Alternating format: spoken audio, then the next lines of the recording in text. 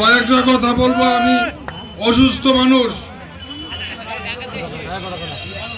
বিশেষ করে উত্তর অঞ্চলের যারা আছেন তাদের উদ্দেশ্যে বলতে চাই যে আমরা আজকে যে জনসমুদ্র হয়েছে এটা ফুলবাড়িয়া বাজারের সকল মানুষকে একটু দেখাতে চাই।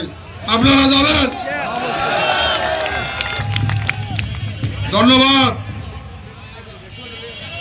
আমরা 2001 সালে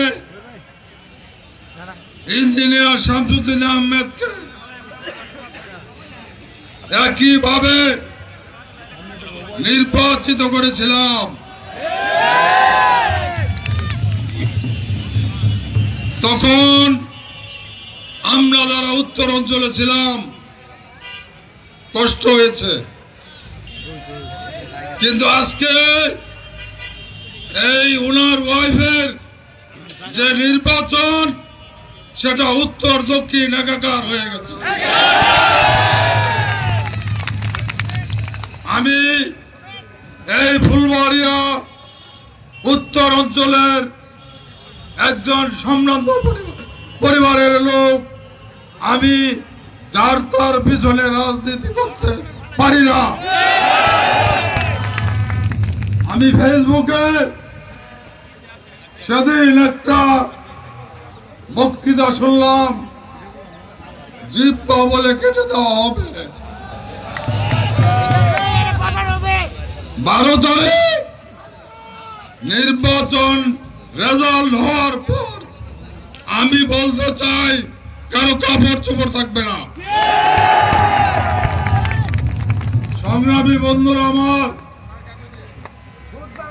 আমরা এই উত্তর অঞ্চলের দলের পরেও আমরা প্রভাবশালী।